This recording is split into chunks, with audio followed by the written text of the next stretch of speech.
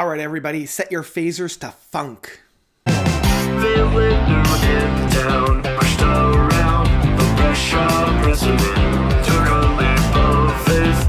New and improved by TWRP. So, TWRP is actually a Canadian band. Hey, give it up for some homegrown kids. Honestly, it wasn't until their 2020 album from last year that I was actually introduced to this band. I was introduced to them earlier this year, back in like February, with Over the Top, and I fell in love with this album. I thought it was just exactly what I needed. This more ambitious, bright, fun, funky music. You know, there were a lot of synthesized sounds within it, but they used that as a tool rather than a crutch that I feel like a lot of EDM. So we come now to their latest album of New and Improved that was released over this past weekend. 10 new tracks from the group, and they have a lot of collabs on this one as well. And this was something that we saw earlier in their career, especially touring with Ninja Sex Party, with Danny Sexbang. This time we see collaborations with Diamond Cafe, with Alex, I'm going to try, Moskala, I think it is, Muskala, as well as Starcadian and Magic Sword with the Canadian astronaut of Chris Hadfield. And I'm going to be talking about those tracks as I get through the track lengths. Normally, when I say this particular sentence, what I'm going to say, I mean it more in a negative, but in this connotation, I'm actually saying it as a positive, even though there's a little bit of a caveat that comes with it. With this album of New and Improved, honestly, we get more of the same. We get more of the same in terms of the TWRP feeling, TWRP soundscapes. You know, there's not a whole lot of new and improvement, if I'm being perfectly honest. I will say that this album is probably a stronger album from start to finish than Over the Top was from last year, but no track on this album was better than some of my favorite tracks from Over the Top, such as Comin' Atcha, Roll With It, Black Swan, and specifically On This Rock being probably my favorite track from last year. But this album still has, as I mentioned, it has a solid runtime with a lot of these soundscapes feeling very reminiscent, if I'm being perfectly honest, and to use a little bit more of a nerd metaphor and simile, it feels very similar to the music that I would hear from like Sega Dreamcast, like that style where music was more featured on video games and that allowed for more orchestration, a little bit more funky fresh. Like listening to a lot of these tracks, I would picture very heavily some of the tracks and levels from like Sonic Adventure, both 1 and 2. I mean, I grew up with the Sega Dreamcast, so that's kind of my point of reference for that. But that was kind of that flair, that very bright, very almost oversaturated, but very funky and lively music. Lots of energy on this one, for sure. And that scene right from the beginning track of Fusion Reactor. It's bright, it's funky, it's very energetic. I love that prominent bass work. That bass ties the entire album together. And they actually have the 5th track, the middle track of Planet Bass, featuring Alex Malkala. I think that's it, McCullough. That bass work on this track is the real highlight, and it is the highlight of the entire album overall. The rhythm section that is allowing all the other musicians to really fill in the space. It provides such a great atmosphere, and I love where the track for Planet Bass goes as well. It's not quite as energetic as some of the past tracks, but it definitely brings a very beautiful landscape to the overall essence.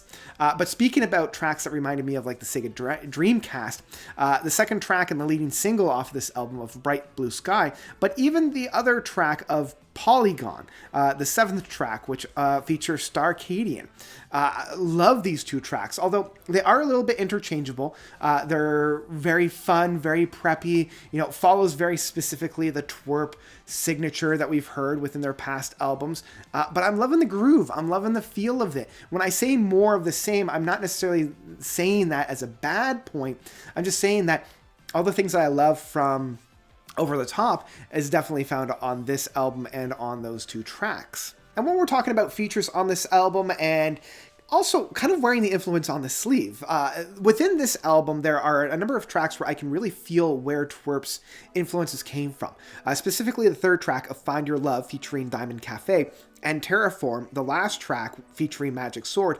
Both of them feel like iterations that we had heard from Daft Punk's Random Access Memories. With Find Your Love, it's a little bit more of that slower, somber dance music that they were capturing from like that 70s throwback style. And on Terraform, it felt much more of like the more sci-fi element on there with overtones of that really juicy synthesizer that I love, that kind of closed off Random Access Memories. And I love that soundscapes that they're pulling into it, where I was kind of hoping for a little bit more, but still, like, both features on this, Diamond Cafe and Magic Sword, come into the fold very, very well and add to the signature that TWRP has kind of solidified at this point. Another two tracks that feel very, very similar are Superior Moves and Digitally Yours, the fourth and sixth track on here.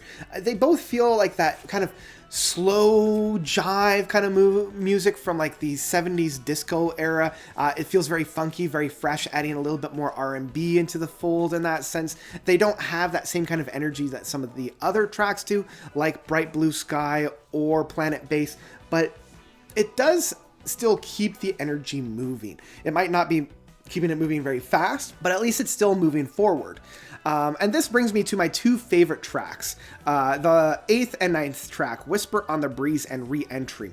Re-Entry is the one that features the Canadian astronaut of Chris Hadfield, and I honestly love this track. I love how it's Chris talking about the re-entry process that he felt with his last space mission, where he basically flew the Soyuz back to Earth, and talking about when we think about going up to space, a lot of emphasis is placed on the launch, the liftoff, and sometimes even the weightlessness and actually being in space, but not a lot of attention is being brought to the re-entry process. And he kind of narrates his last experience doing that. And I really like that because the music that TWRP is providing provides a perfect visualization of what Chris is talking about.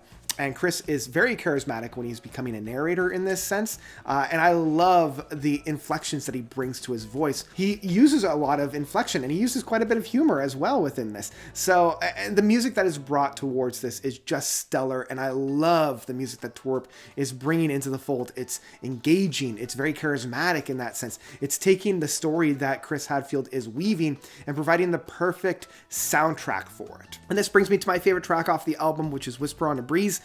This is one of the better tracks that TWRP has written. I love the groove. I love the fold. What I love is the transition from the chorus work into the verses, and just the feeling of this, the rhythm and jive of this just is infectious. And I think part of the reason why I like this one so much is the energy that it's brought. Like that bass work, again, I've been gushing about the bass work throughout the whole review, is just so meaty and so tangible. And I love how this is blended with the piano work that's brought onto this. Overall, New and Improved was a fantastic time from start to finish. I don't think that this is their best album, and I think this is a little bit of a sidestep and almost a step back from Over the Top.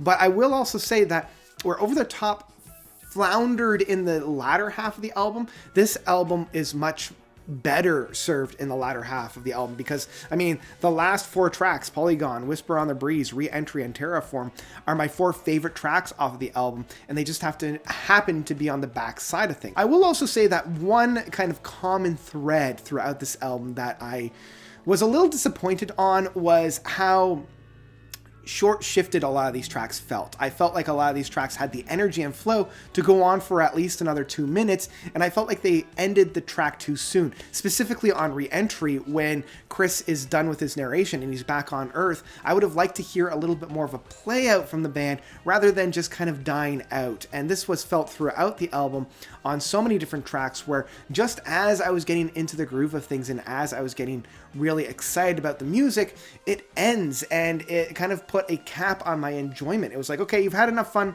now we're bringing back the toys. And I was really disappointed in that, especially when a lot of the tracks from their past albums, like Over the Top, Return to Whatever, and Together Through Time, it never felt like that. Like, even though some of the tracks were around the same lengths, it always felt like the music was well used.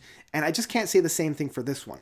But even still, I had a great time with New and Improved, and I will say that New and Improved from TWRP is one that I would absolutely pick up in physical format. So there you go. There's New and Improved from TWRP. What did you guys think about this album? Did you love it? Did you hate it? Whatever you thought, let me know by commenting down below. I mean, I missed talking about Over the Top when it first came out because I didn't know about it. But now that I do, I am a full-fledged TWRP fan. So yeah, and I think that's about it. Yeah, so thank you all so much for watching. As always, you guys are definitely the best.